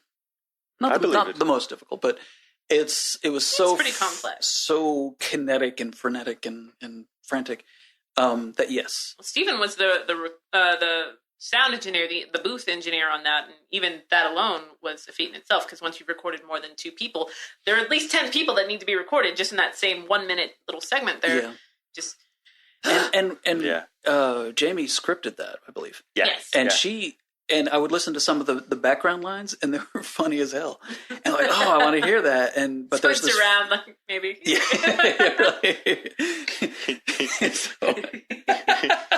So I put 5 discrete dialogue streams in all 5 speakers. So you just have to mute them to hear each end of it. But I have to make all those choices of, like, okay, here's the foreground, here's the background. The background's pretty darn funny, but I kind of have to let it go. Mm-hmm. I have to let it be buried. And there are moments where it's like, okay, the foreground, they've said enough to get the point across, so I'll kind of back it off and let the background be heard. I'm like, can I get away with I still retain the meaning of the foreground. It's because I really want that background. So I have to make a lot of those choices. It's just constantly making those choices, which is fascinating and it's fun, but it does get a little tiring after 10 hours of. Oh my God! Yeah, it's constantly being creative and like how to make this. See, that's fascinating to me. So it's totally much an art form what you're doing because of the choices you do have to make. I mean, it's not like and it's not as though that the problems, that the dilemmas presented to you by the issues that crop up as you're doing your job that can be just, that there's a blanket answer for all of it. That there's like there's some simple algorithm you can follow in your head. It'd be like, oh, that goes here, that goes here. It's not rote work at all. There's no formula to it. And, I've been doing this for 11 years, mixing for most of that time. And you find the patterns. You find like, oh, here's this situation. I know it works. But at some point I had to create that first time in my head. Mm-hmm. And no, there's no formula to it. And also there's music and sound effects to deal with as well. So like every single moment, it's like, what is supporting the story? Where is the story? And there are times when I'll let the dialogue get buried because what they're saying is maybe a throwaway line, like, come on, whatever. But the point of that particular moment, those 5 seconds of whatever, is the sound effect of them, running. So you kind of have to get lost in the show a bit. I do. But what's interesting is that it is artistic, but I would say that's maybe half of it. I don't know what percentage. The other half is almost entirely technical. The routing of I got to make sure the dialogue gets to we do 3 mixes simultaneously in the same Pro Tools session, so surround 2 stereo mixes. And I even do we even do a dialogue only one, and then so we have to deliver all our deliverables, if you will. So it's all that technical stuff, and then there's characters, and I have to listen to the character, and basically I don't want to go reaching for audio processing. I don't want to compress everybody just because I compress them. Yeah, it's like, does this person need to be compressed? And there are certain actors who are very dynamic. Perhaps a Colleen Klinkenbeard. Yeah. She's very dynamic. She gets really loud and very soft. Very loud, very soft. So I'll actually put a compressor on her to kind of narrow that range a bit. And so it becomes a little bit more usable, I guess, less unwieldy. EQs, the same thing. I will take out bass on everybody because we record like we're recording here, very close mic'd. Mm-hmm. And with that style of microphone, a cardioid microphone, if anybody knows, you get proximity effects. So you get a lot of bass in the voice. It's very full sounding. Mm-hmm. And if you get really close, then you get that late night DJ voice. Yeah. Which is awesome. But for most shows, it doesn't work. Yeah, that'd be great for, a narrator or something, or a mental line or something. So I roll off a lot of bass on everybody, but some people more than others. You get your really, really bassy voices, your Chris Sabat's and others that just have so much bass, I'll roll a bit more off just to kind of match them with everybody else. And some people aren't quite as bright, so I'll add a little bit of treble. It just kind of make everybody sound by like... bright, you don't mean that they're not... You don't mean to say that they're stupid. You mean some people aren't so bright. I put a dumb filter on them to take out the dumb. But God, if only that were a real thing. Oh, sorry, go on. Well, it's an audio engineer joke. It's like, did you put the suck filter on it? Or remember, what was it, that one volume that did nothing? It's at Guitar Center, and Steven and me and Neil were talking about this, because at one point, Neil actually worked at the same Guitar Center we did, but for 4 days. For 4 days. I worked there for 4 days. And Steven worked there for like 4 years, and I worked there for 2 years. And we didn't work together, so... We never worked together, but it was just like, oh man, and it's just like, how did you do that? I don't know. But in Pro Audio, or it might have not been at Guitar Center, but Steven, me, and Neil were sharing war stories, and there's this thing that Steven had, or a boss of his had, and it was a knob that did nothing. And they're like, can you make it, like, there are always producers that come in, can you just make it more full? And here's the knob that does nothing, and you tweak it a little bit, and you play the same thing again, they go, yeah. Well, see, I remember the story a little bit differently, that it was a fullness button. A fullness button. There we go. And they actually, the studio owner, fullness. The studio owner actually had that installed on the console, and it was like a 3 decibel boost. Just raised the level, and that sounds great. But I've heard of stories of like just move a knob that's on a gear, it's not even plugged in, and they don't know. And occasionally I'll get fooled too, but it's very subjective. Sound is so intangible. And people have a hard time learning it. And I don't want to say like learning animation or video editing is easier, because it's not, but it seems more tangible. Some people get it quicker. Yeah, I would say, well, sound is just one of those things by its very nature. It's ephemeral. It's out there. It's not really visible. I mean, not really. And so yeah, it is. I think, and we seem to be more visually based creatures anyway. Yeah. So and so it's interesting to me. I like that's why sound and music and things like that are such fascinating, because it's hard for it. It's such a subjective thing, but it makes it really, really difficult to master. Now you're talking about like shows being really, really and talking about Penny and Stocking and the challenges of that show because of just how frenetic it is. Yeah. And having to make decisions of like, oh, there's so much funny going on, but we can't hear all of it at once, or you can hear none of it. So it's but are there other shows you can think of, or instances where that sort of dilemma or a different this is fascinating to me. I can literally talk about you doing this for hours, because I think it is magical to me. It's like you're a shaman, and I'm getting to hear about how it is you travel to the other world and bring back souls. But other shows, and just other instances of unique problems that have come up in the mix recording, in the mix process, that you didn't even realize, that you didn't even conceive of as problems until you encountered them. That problem, that is the same problem that pops up in a lot of different shows. I shouldn't say a lot of different shows. Many shows don't have overlapping dialogue like that one did. Yeah, that one's pretty unique in that respect. But the show's I can't wait. It's so funny. It's such a good funny show. It's a really good show. I heard there are a lot of extras, and I'm terrified. Well, you get to see, I shouldn't give it away. But Give it away. Yeah. I was like, there's an extra about a nipple. Yeah. I heard I'm involved in an extra. I don't know. I want to see. But there, what was I'm just curious of other interesting problems you run into that come up that require artistic solutions that you've just never encountered before, or that you didn't even conceive of as problems until you. It's things I never conceived as problems. It's strange how you listen to what comes out of the booth, and may I reiterate again that the ADR engineers that we have are excellent. Oh God, yes, they are. Worth their weight in gold. Yes, they are. Or weapons grade plutonium, whatever's worth more on the open market. Or apple tart. Oh, we're getting distracted again. Sorry. That what you hear as in your ear as natural isn't there. That somebody just naturally trailing off at the end of the sentence. Yeah. That is recorded generally, and trailing off at the end of the sentence is often very strong, and so that just doesn't sound natural. So I have to carve in sort of a volume dip, and I'll often roll off the bass just for those last two words. You add more, in a way, to the performance of some of the In some ways, yes. And I touch almost every single line in an episode, and sometimes I'm down into syllables. Like we were talking about with the T and D sounds. Yeah, or I'm not getting that word. He's not hitting that syllable, so I'll spike that syllable. Yeah, so it's like amazing how many times that just what sounds natural has to be created manually. You have to like sculpt it.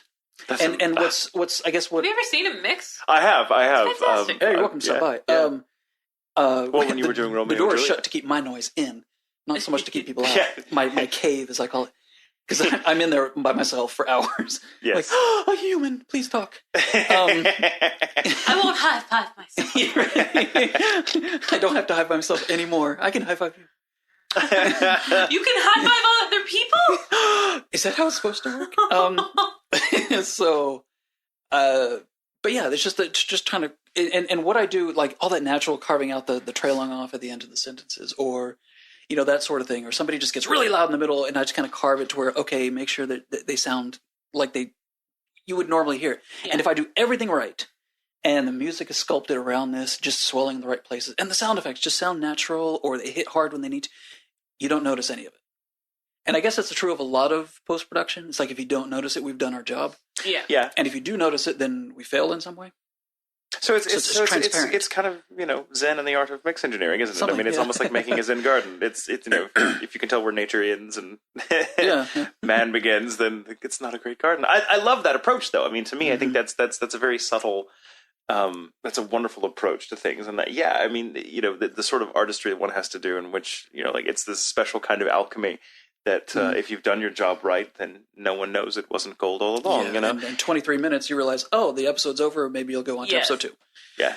Like, oh, okay. That's really amazing. I just think it's great to hear you talk about this stuff. I really love it. We get emails now from sent to us through our email, which is animeshow@gmail.com. And now I've been recently taking questions from Twitter. I let them know when we're recording. Oh, okay. And got a question from some douche called calling himself Joel McDonald. What a crappy name. I know.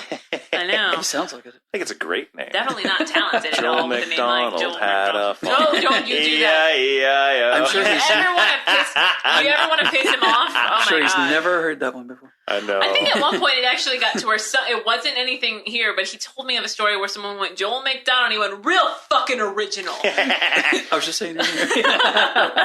It was Neil. Okay, this is to Neil. Hello, Joel. You recently spoke to the UN about your 8-point plan to eliminate global water shortages. In short, what's Todd Habercorn like?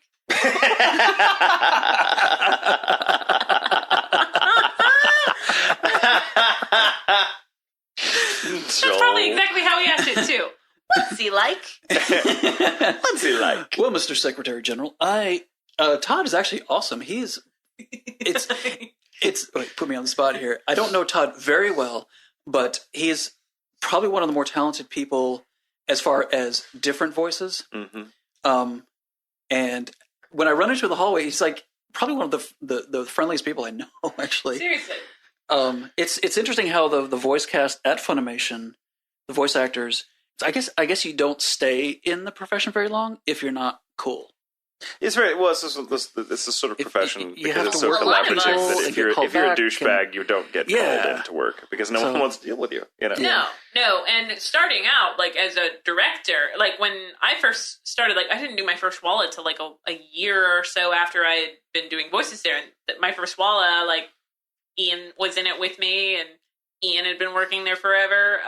And it's just have fun. Like if. But when I started being a director there and I would work with people that are just like, just going through the motions. I'm like, you know what? Like what we do is fun. Yeah. Like, it's if you're not going to have fun, I don't want to work with you. And I can't stress this enough just from a professional standpoint.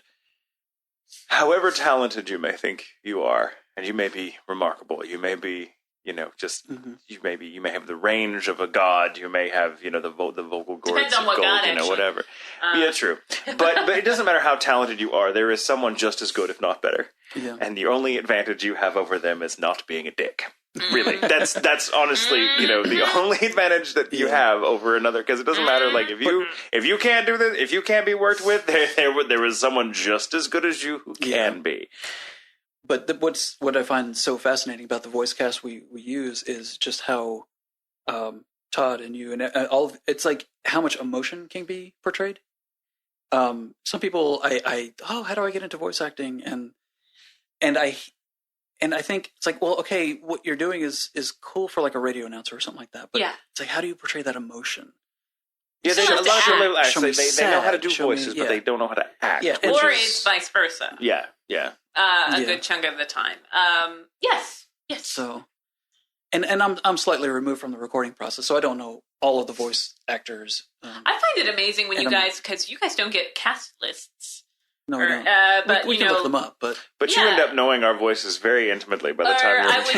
I was microwaving something, and Andrew walked up to me. He's like, "You sound hilarious as Virgo." I'm like, "You knew that was me?" He's like, "Well, yeah, I know what you sound like." And I'm like, I'm just baffled. I know what the waveform of your silent T looks like. Well, no, Virgo's the highest I've ever been. I've never done a voice like Virgo. That's really even cool. Since Virgo, never. And so I was very shocked. But a really good engineer knows your voice regardless of what you're doing with it. I know what I'll have to do with the voice. If I hear you, Michael, then I was like, I actually, like you with Colleen, I'll actually have to put a compressor on you because you're very dynamic. Yeah, I've been told that before, actually, which is interesting because I don't think of it like that. But really? but hearing it, that I'm like, oh, I'm so sorry you have to work harder for me. But you always make me end up sounding fucking amazing. But I'm like, I'm so sorry that I trail off or that I do that or I get really loud or really loud. But it's not like they went, you're dynamic. Like it's just funny because I get told that. In fact, there's a show I'm working on. There's a show I'm working on right now, and that I can't talk about, nowhere near being able to talk about. But it's apparently people hate when we do that. I know. Well, good. There are a bunch of shows we can't talk about. Fuck them. You can wait. You'll live. But I have to be. But the character has to be very dynamic. He's all over the place. One moment he's very big, and the next he's very quiet cool, and stuff. Calm, collected during that recording. And process, I'm sure. Yeah, no, God, can't wait it's so the energy it takes to keep up with this character is fucking insane. It's probably the most difficult thing I've ever had to do physically in the booth, and I do not envy the mix engineer at all because I'm aware, and sometimes I have to be like, fuck them. I have to do this. Keeping that in mind. Don't worry about it because I mean, as far as the compressor is concerned, it's sort of set and forget. Once I've kind of got you dialed in, I don't worry about it. So that's awesome. It's kind of automated in some. Should be like questionable. It's really like it shouldn't have been recorded like that. Yeah. Period. So don't. Yeah. Well, and the recording engineers know what they're doing. So yeah. So after this interview, your acting suddenly goes downhill for some reason. I blame myself. I know So you representing all mix engineers right now in this room are giving me carte blanche to be as difficult as possible to record. That's awesome. That's how I choose to interpret that. You're off mic by 4 feet. So what? I'm being dynamic. Neil said it was cool. Open. Neil said it was like a whole sit and forget thing. It was like you can EQ that out, can't you? I don't think you know what EQ really means. I can hear traffic in the booth. Shut the door. I can hear the towel across the street. But Neil said. But I'm very impressed that there is an audio dimension to our performances that someone appreciates. Because I mean, not that we put it in there intentionally. Sometimes it's just by virtue of just trying to be natural with the direction you've been given or the story you're working with. You try to be as natural and organic sounding as possible. And it's interesting to hear a mix engineer's perspective of what that organic sound translates as technically. I'm fascinated by the nuts and bolts of it, so I think that's really, really cool. There's a lot of people, I know Steven tries to explain a lot whenever we're recording and the director might have a question. They're like, well, how's that going to mix? Don't worry about it. And they're like, well, no, I'm really concerned. And well, they're going to do it like this, and they'll probably put blah, blah, blah. And there's... Never mind. And their eyes glaze over like donuts. Yeah. But that's like when, Steven and I step in a room at work. Steven, it's like, Yeah. Engineer talk. It's a whole different language for some people. Like Colleen's like, I don't what I. She just goes, oh look, something else. It's magical. It's a magical thing. I don't. It's like an alien English. Technology. Okay. On this subject though, I do have a question from Ed, who says, kind of interested in going into school for audio. What school or book or what in general would you recommend for someone that wants to get into educating themselves? In the field, what's the best way would you say going about it? Because I know you're sort of self-educated, aren't you? Mostly, yeah. My training isn't something completely different. I trained to pilot airplanes. Which logically leads which doesn't qualify you for anything else because that's an easy job. What the fuck? Really? Yeah, you can pilot an airplane. Button. You can pilot an airplane. That's amazing. I'm a licensed to me. Commercial pilot. It doesn't expire, so I guess I still am. I'm sorry. I'm just totally. That's a whole different chapter. We won't even go there. That was that was a long time ago. Yeah, in a galaxy far, far away. Yes. No. And I tell the story. Oh, I'm sorry, Ed. I'll get back to your question, but I tell the story that I did the flight training and I actually have a commercial pilot license, and toward the end of it, I went very hot and cold on it, like. I can't stand this, and I want to do it. And I was in a gung-ho phase, and I took out a loan. I was going to get my flight instructor certification. I was going to do it. And all I had to do was brush up on one little test. It's just something I already knew. I already had the license. It was instrument rating. And I just brushed up over a weekend. I should have taken the test. After like 2.5 weeks of not being able to sit down and look at these books, it dawned on me, like, holy crap. There's a reason. I can't do this. And it was a life-altering event. Like, oh, my God, I just wasted... Oh my God. But I tell the story, I had the loan already taken out for the flight instructor certification. So I had this big chunk of money. So I went to Guitar Center and I bought a synthesizer. Again, much like your first synthesizer when you saved up a lot of money when you were 14. Exactly. That's really interesting. And a moped. And a moped. So when I try saying no this time, Mom and Dad. So when I hate life, I don't buy Haagen-Dazs. I buy synthesizers. So, I would have loved you as a customer. But getting into sound, it's to me post-production sound is what I'm most familiar with, and mixing is it's all about storytelling. And if there's some way you can learn to tell the story, and of course there's a lot of technical things that go along with it. And some people go to school. Maybe half the engineers up at Funimation went to a school like I think it was MediaTek. Eagle Audio. Nathaniel, Adrian, Kenneth, Stephen, and Andrew all went there. Okay. Oh, it's now MediaTek. Yeah. Some people go to Full Sail, which is very expensive. Other people went to UNT through the RTVF program, although that's not great. Yeah. Is it good? I've heard it's great. I mean, but okay. I heard it's more theory. Okay. Because I went to, and I always say like college, but I have an associate's degree in radio, television, film. But a couple friends of mine went and audit a couple of UNT classes, and they couldn't answer questions that we could because they forced hands-on from day one. Oh. And so while they could talk about it, we could actually implement it and apply what we've you would recognize the difference between a SPDIF cable and an AES EBU cable. Yeah, not to diss that, but like they, I'm sure they have a much better setup than we do. But like, but it's taught in a more abstract fashion. Well, and so it's the same teachers that teach at UNT and TCU and all that stuff. But I'm paying a lot less than you are. But learning the technical aspect. I mean, there's so many books out there, and what was the one the name escapes me. But there was Recording Engineer's Handbook. There are others. There are plenty of them out there, and there, of course, there are tons of this day and age. There's so many people on YouTube. Like, how do I blank and look up a YouTube video on somebody's. Some of them, most be wary. Yeah, be wary, but just be around the technology. And what I wound up doing was got involved with theater, community theater. Just show up, and there's no application, no nothing. You're free labor. They'll take you. Yeah, and, it's like gypsies. They're like, you look strong. You come with us. You do this. We put you in sound. Yeah, we need able bodies or whatever. Well, in my case, it was stage crew. And it was a moving set piece. It's like, anybody can do this. Yeah. But you learn, I guess, the notion of a story. And then the second show, I actually auditioned, and I was on stage. A very small part, and actually got to do an Irish accent. But during that second stage, and I remember in rehearsal looking up at the tech booth, I'm like, wow, there's somebody up there doing sound. What is that like? And so I just started asking around, and I found the guy who was doing the next show and just tagged along with them. And I didn't make myself a pest, but just, how do you do this? And I always seemed to find people who knew more than me. It's like, oh, how did you do that? That was really cool. So that's kind of, and a lot of it was a lot of trial and error, a lot of error. But that was my path, preceded by 8 years in band playing trombone and piano lessons when I was a kid. So there's lot of... Being a musician definitely helps. It does help. And most are.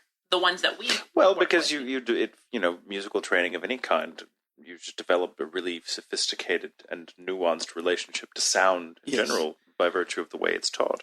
Yes, which I think is great. I mean, because I'm musically trained, and it's amazing how I'm certainly no sound engineer, nor will I ever be, but my performance and I think my abilities as an actor, such as they are, come out because I think. Musically, I don't know how else to explain it, but like when I will read a line or something, I think in terms of the tone and the subtext. I think of it in terms of music, and it helps. I think it helps. Perhaps that's what makes the sound so dynamic, as you put it. But yeah, it's interesting how music.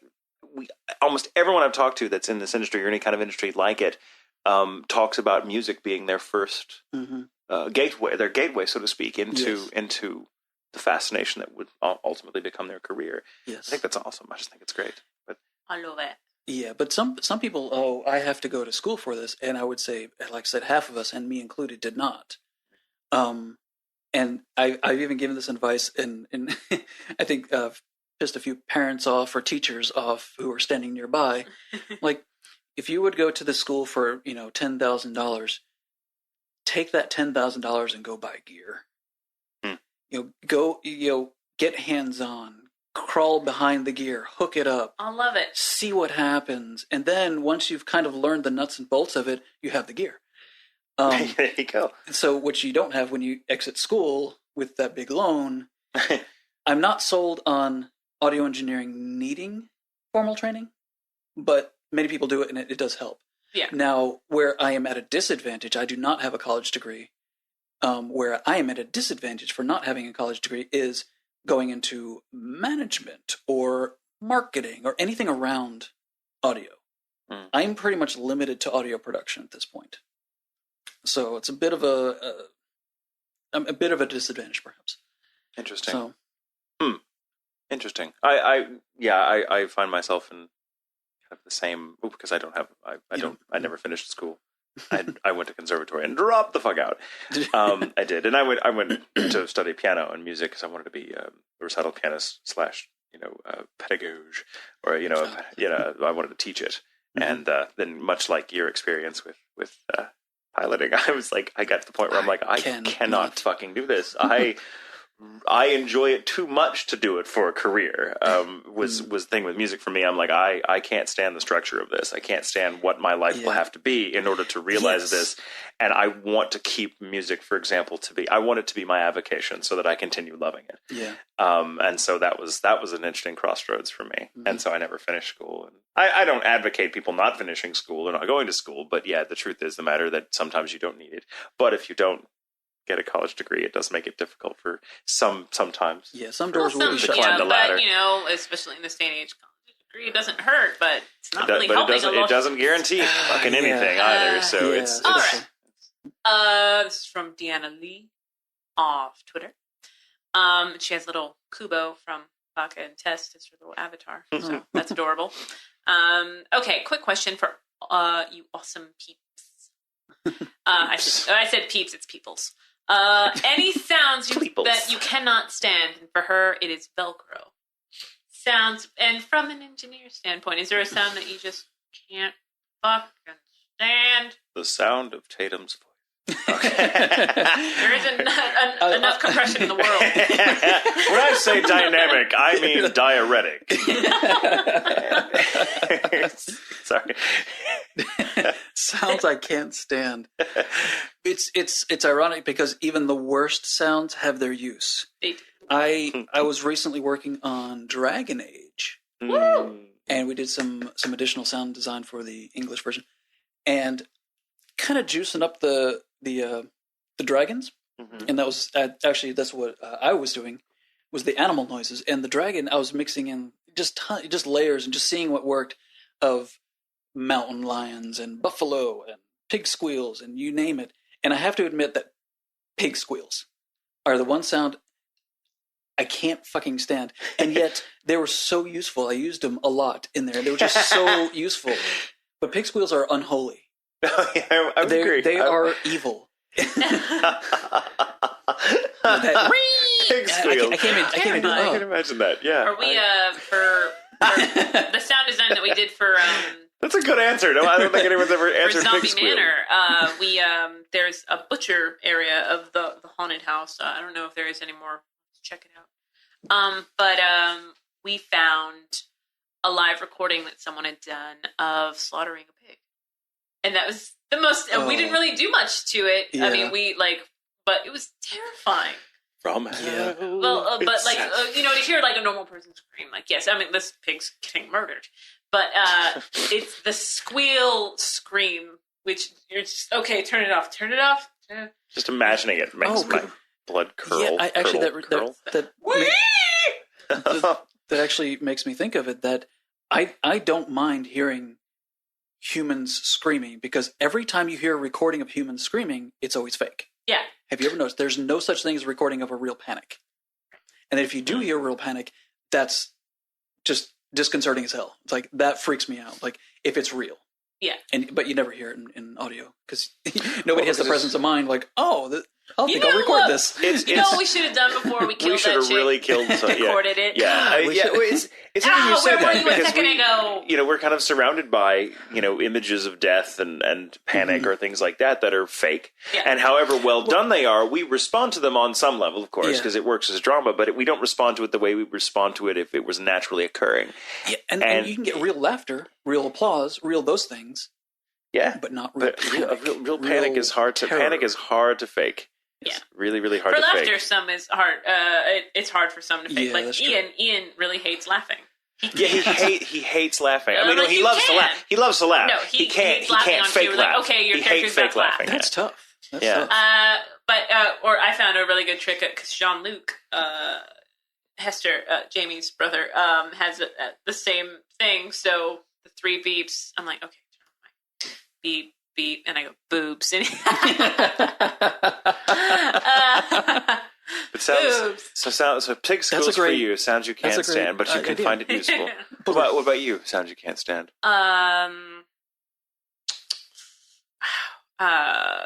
Markers against like paper, like that kind of squeal. Yeah. Okay. Interesting. Can't do it. That seems to be most sounds people hate tend to be very high pitched, rough noises. Very, very sensitive ears. But like I just. And I'm just to be contrary and different. I mean, I don't. There's a great many high pitched noises I don't like either. But what bothers me most for some reason are the really lower registered noises, the ones you can barely hear. They're so low, but that you can feel more than hear. Like those really bothered me. Like if I'm, if I hear low frequencies. Yeah, and that can happen. I mean, that can totally happen. But I mean, like Guitar Center. There's somebody in our fucking neighborhood owns a truck that when they start it up and go down there, it's like 2 blocks away, but I can hear that motherfucker, and it is so low that they'll especially in the winter, they'll warm it up for like 10, 15 minutes before they leave their house, and I just hear this, and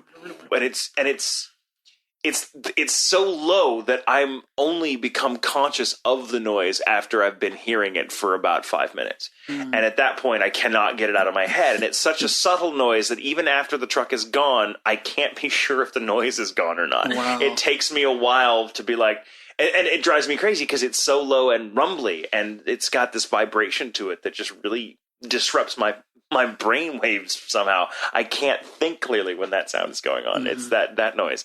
So that just low rumbling that's continuous bothers the hell out of me. I also don't like accordions, but it's just neither here nor there. But I was forced to listen to Tejano growing up, so you get used to the accordion. See, I like accordions when you release the bellows and you hear that. I like to misuse that's a cool noise. I hate the other noises that come out of it though. Yes. Yeah. I forget there's this band. Thomas Jefferson. I have to say this. Thomas Jefferson is actually quoted for having said that the definition of a gentleman is he who knows how to play the accordion but does not. There's this guy. Stephen got me into him. He uses just whatever he can, nothing actually musical, but uses them and makes tracks out of it. And the one that I remember hearing is it's nothing but dental equipment, and it's a song. And it's terrifying because you hear like the cringe and like and it's the whole thing. Scrape. No. So that's any noise that you hear through your teeth is pretty disturbing. Yeah, that's a great crazy question, brush. Yeah, that's it's really funny. It's always funny too that it's always the shit you don't like that's what gets asked. Yeah, it's like we're a species that really likes to define ourselves based on what we don't like. I don't like that. Let's be friends. What gets shared in a social setting more than anything is things people don't like or they find disgusting. It's like, oh my god, like if you have a sip of curdled milk or something, you're like, oh, that's disgusting. Taste that. But if you like it, fuck, you're not sharing that shit. It's yours. But if it's disgusting, it's shit. Party all around. Let's get extra glasses. Who else wants curdled milk? Like it's funny. What we do is you have to be like, it's interesting. Try that. And they're like, that's pretty interesting. And like, really? Do you hate it? Did you really like it? I wouldn't drink it again. Oh, good, because it's been bad for like the past month. But if you get if the question had been, what sounds do you love? And we'd been in a big enough group of people answering this question, somebody would have been like, oh, I love this sound. And then 5 people later, that sound he said is my least favorite sound. I fucking hate it. Right. But everyone pretty much agrees. No, when someone says, I hate that fucking sound, no one goes, oh, but I love that sound. It's just, it's a different dynamic when we're talking about what you hate versus what you like, isn't it? I find that fascinating. I guess it would depend because like if you're in a big group, you just want to be like, I really hate that sound, but I don't want to be a dick. Let me think of something else. Now I can only think of that one thing. Yeah. And now I'm hearing it in my head. It's driving me crazy because even the thought of that sound is disgusting to me. But yeah. Oh my god. Oh my gosh. Yeah, it's God. We've had such a great time talking and chatting about stuff that are we out of time? Yeah, are we out of time? We got to go. We're out of time, baby. Bitch. The hour. This has been great having you on, man. You're welcome back anytime you want, as far as I'm concerned. I think you're amazing. Nervous. You're amazing. I was nervous. Yeah. But it didn't show at all. You put me at ease. You may come, and next time you don't even have to bring apple tart. I don't. You don't have to not bring it. Or you can bring the pear next time. The pear tart. No, Neal, I adore you, and I'm so glad you're on the show. Yes, and as an actor, writer, and as Terry, I think I speak for both of us here. Thank you for what you and your awesome colleagues do, because you are such a vital part of why this business works and what goes into actually making it an art form and not just a fucking job.